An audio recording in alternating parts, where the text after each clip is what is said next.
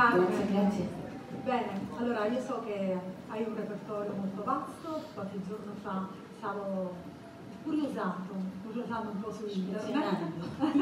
Sì, e ho visto un bellissimo video in cui c'era anche una proposta di matrimonio con un cantante col quale tu duetti. Sì. Ma quanto risale questa proposta di matrimonio? A giugno.